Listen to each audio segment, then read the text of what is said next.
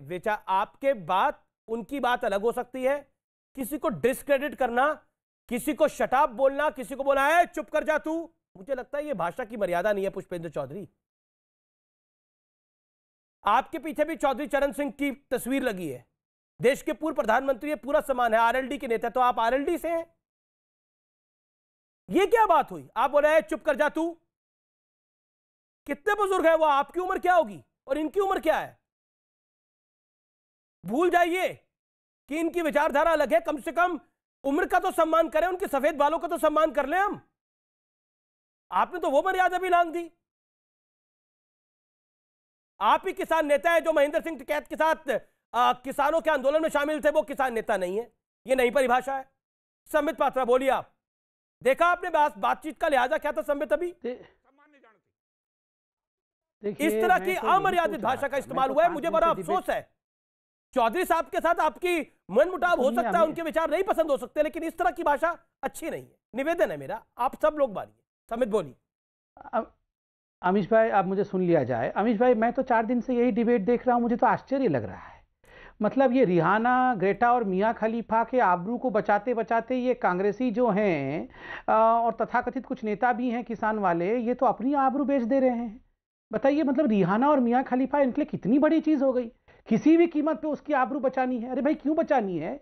अगर हिंदुस्तान के खिलाफ वो लोग लगे हुए हैं और अपने एजेंट छोड़े हुए हैं हिंदुस्तान में, तो हिंदुस्तान का कानून काम करेगा। यहाँ पर क्या बोल रहे थे अभी ये पुष्पेंद्र चौधरी जी?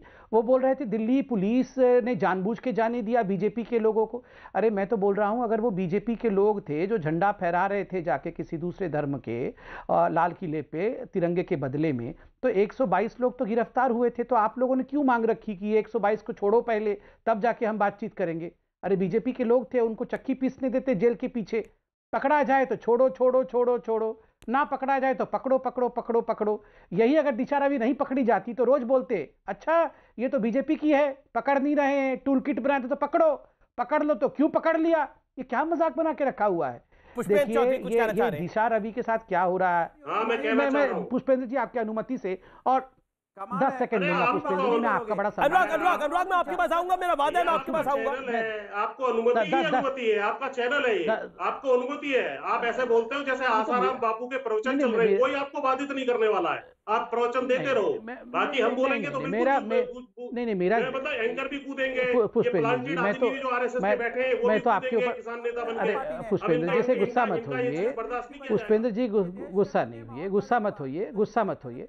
ये देश भी मेरा है, ये चैनल क्या, ये सारे चैनल हमारे हैं, ये देश भी मेरा ही है। ये क्या किसका देश है? ये मेरा ही देश है। परिचय दो इनका, जो परिचय आपने दिया था विस्तार से, जो तथाकथित किसान नेता बैठे। अब सुनिए ना, मैं इतना कहना चाहता हूँ। ये देखिए, आप अगर कहेंगे कि ये चौधरी साहब जो हैं ये आरएसएस के आदमी हैं, तो टिकैत साहब तो चुनाव लड़ चुके हैं। टिकैत साहब जहां तक मैं जानता हूं तो चुनाव लड़ नहीं, जहां तक मैं एक बारी कांग्रेस की मदद से, एक बारी आरएलडी की मदद से, जहां तक मैं जानता हूं, सच बात है। अच्छा तो चुनाव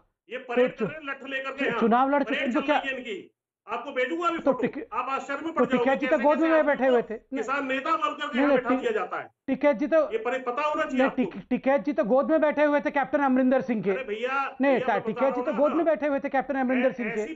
नहीं भैया, मैं भी बता रहा हूँ ना, टिकैत जी तो गोद में बैठे हुए थे कैप्टन अमरिंदर सिंह के, और टिकैत जी तो चुनाव भी लड़ चुके हैं कांग्रेस के टिकट से। चैनल पे नहीं, आप बताइए ना, टिकैत जी चुनाव लड़े हैं कि नहीं लड़े हैं कांग्रेस के चुनाव?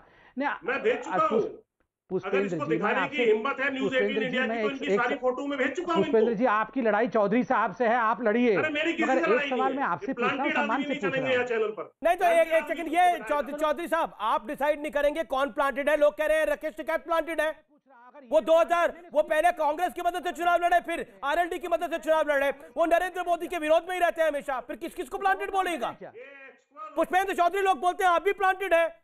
आप तो पिछले 6-7 साल से नरेंद्र मोदी को गालियां निकाल रहे हैं, तो आप भी प्लांटेड है। आप कैसे सर्टिफिकेट देंगे जी? आपको रोते सर्टिफिकेट देने वाले किसी को कि वो प्लांटेड है, ये प्लांटेड नहीं है? आप डिसाइड करेंगे प्लांटेड कौन है, कौन प्लांटेड नहीं है। रिहाना किसकी प्लांटेड है, जवाब दीजिए।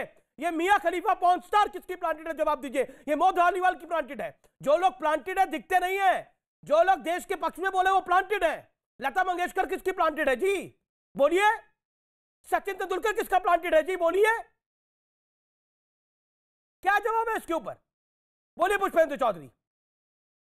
हाँ बोलूं? हाँ बोलो, सुन रहा हूं मैं आपको। हम जो जिनून किसान नेता जो आंदोलन कर रहे हैं, प्लांटेड लोगों के हाथ में नहीं आएंगे।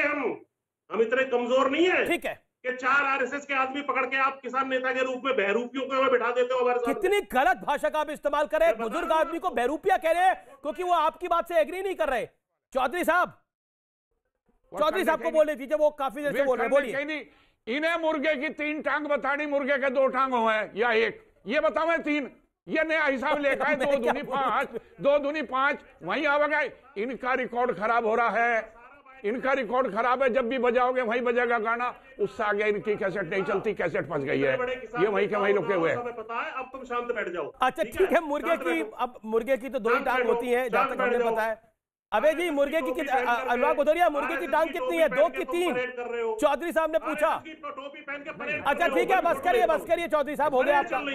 वीरेंद्र चौधरी जी मेरा निवेदन स्वीकार करिए। पुष्पेंद्र चौधरी जी मेरा निवेदन स्वीकार करिए भैया।